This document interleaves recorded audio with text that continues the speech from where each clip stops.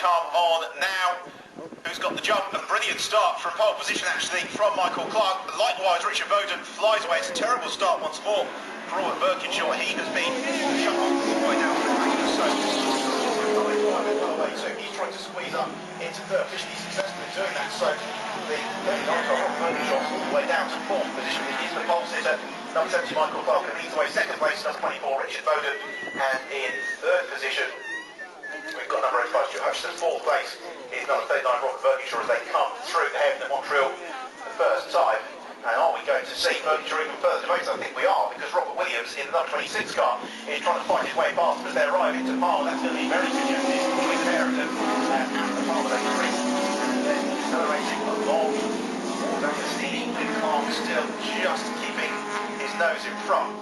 And likewise Birkinshaw drawing side by side with Robert Williams, trying to force that move through Agostini, and he's been able to hold on to that fourth position. So Williams forced back into fifth place. We've also got Stuart King, who's up showing very strongly. He's in sixth in car 73, and then in seventh place is number 1 Andy Smith, the race leader.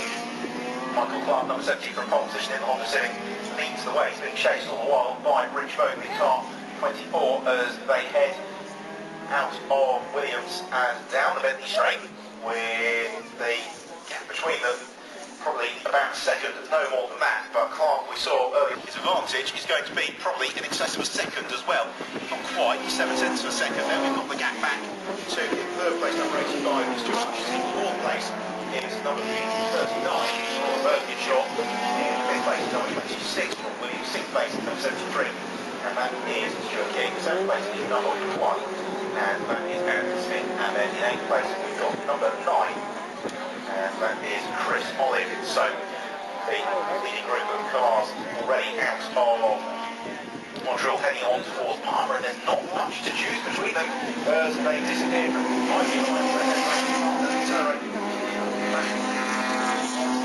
straight towards Agostini. At the moment, Bowden is able to keep Clark in on his, I would say, actually position to really stretch the ring that made from that last group of So again, that's what we're looking to try and do is set up through run for Nelson, and that will require a good run along the Bentley straight, which he's focusing on preparing for now. So he needs a clean exit from Hamilton, which he achieves. So he's only 3 or so car lengths back from Clark as they downshift through the gears, tipping their way through. Oggies then accelerate on towards Williams. The gap between them then extends to about 5 car lengths ahead on to the Bentley straight. So it's still the number 70 car, Michael Clark, who leads the way, and actually leads it reasonably comfortably to Bowden as they head down the fastest section of the circuit, well in excess of 100 miles an hour before they hit the braking zone. Russ once more, and on to complete lap 2 of the race already. Just about at 1/3 race distance, 10 minutes and 20 seconds remain in the race. The fastest lap being set by Rick Bowden in second position as he heads on towards Montreal. Get on the brakes and then get round the hairpin before accelerating on towards Palmer. Still Clark, who has got the advantage of this infield section, second 300 layout, where Clark seems to be maybe a little bit stronger than Rich Bowden. And to Palmer, Clark able to extend his advantage by a couple of car lengths, so it's still the silver number 70 car for Michael Clark leads, with Richard Bowden in car 24 right on his tail as they turn through Agostini and then out of the hairpin run towards Hamilton. It's been a much better exit from Agostini this time around for Rich Bowden. He's going to be maybe not quite in a position to challenge Clark through Hamilton, but he's right in his wheel tracks as they head towards Oggies and Williams. And again, Bowden, a smart driver, a successful driver, he's not going to challenge Clark through here. He's going to bide his time and then look to make his move maybe at the bottom end of the Bentley straight, or alternatively through the bottom. We can get a good run through Brundle Nelson. They head down the Bentley straight. I don't think that Bowden in second place is going to be near enough to Clark to challenge the lead. No, he's not. So Michael Clark it is who has the advantage as they head down the Bentley straight into Brundle Nelson. It's so smooth. He holds on in the lead of the race as a result, with in second position number 39 Robert Birkinshaw, and then snatching a break in third place Stuart Hutchinson, number 85, the darker car. Does he roll wide? No, he doesn't. And so what could have been a moment for an opportunity for Birkinshaw to second pressurised Michael Clark. And the pressure on Clark, but at the moment Clark is equal to everything both is throwing at him. As they head towards the hairpin at Montreal. Next to the hairpin.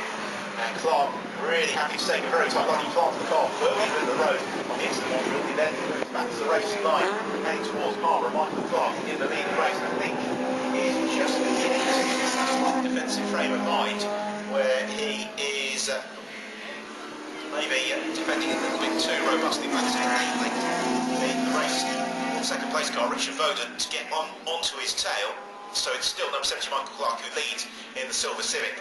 It's the white and orange 24 car Richard Bowden who's behind it there. We've got the long gap back to the fight for third position, which is still being led by 85 George, the blue car. He's been chased by the white number 39 machine of Robert Birkinshaw. The pair of them are busy just using that final podium position. It's been a frustrating day for the bomb hole as the leaders very, very tight through core and curve. Still though, Clark able to maintain that advantage from them, just snatching a break, pushing very, very hard is Rich Bowden in number 24 in second place. And he is right up behind the silver car of Michael Clark, the exited Morris. That gap then extends a little bit along the centre straight, so as they head towards Bristol.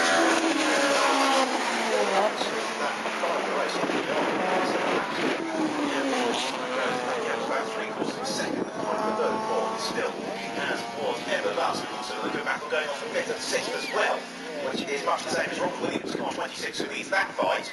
And in 6th position, he's got 73, Stuart King, latched right onto his tail. So we've got them carrying on going in for the battles.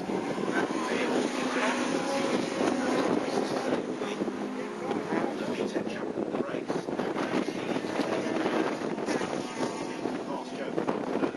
Which is probably the most consistently close of those battles. As yet, you see a switch in.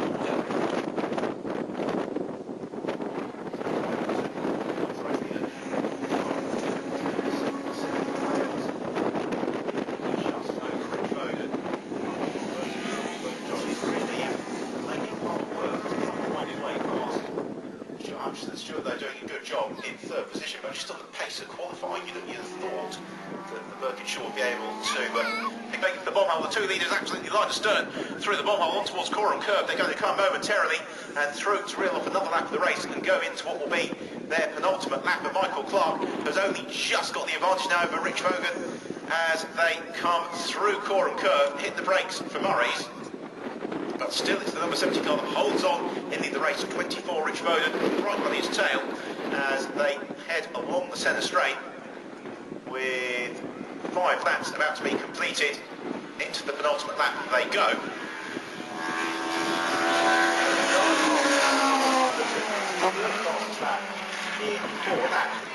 Paul Birkinshaw also had a good run on this occasion up behind Stuart Hutchinson. Not able to make his way through, so the 25 car holds on in third position. It's out of Montreal come the race of these days. He accelerates on towards Palmer now. And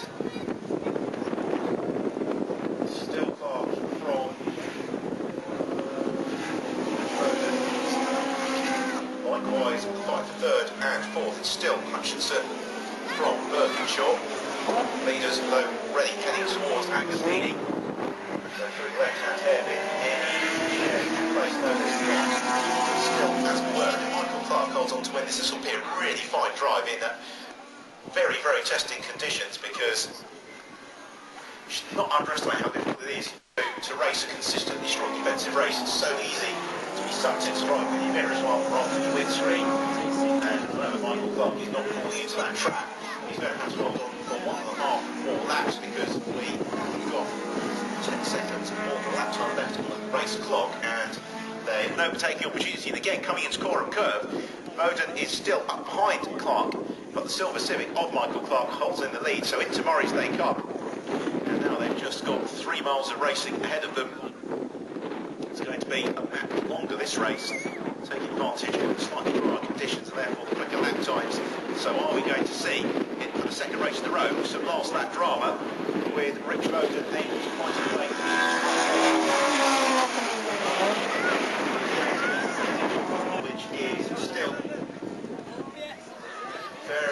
race as the leaders challenging with each other into one through. Are we going to see change in the head? But yes, we are. Bowden's gone through up the inside of Michael Clark, so it's now in the lead for race number 24. Richie Bowden who takes the lead.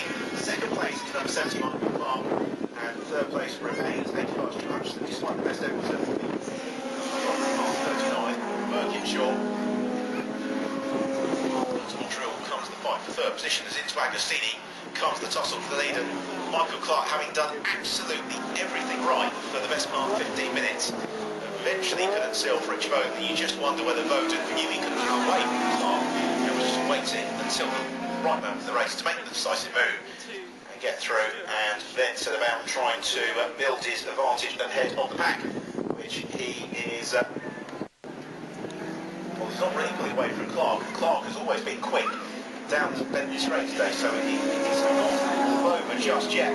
But Clark gets an excellent run in the Civic through Williams, but then runs a little bit wide, maybe into just carrying a little bit too much speed through. So they head down the Bentley straight, and yes, Rich Bowden's now enormous amount of speed through Brundle. So out of the bomb hole and into Coram Curve then for the final time is Rich Bowden. Well, he spun away the opportunity of winning the first race of the day. He has not made the mistake this time around as he arrives into Murray's for the final time of asking.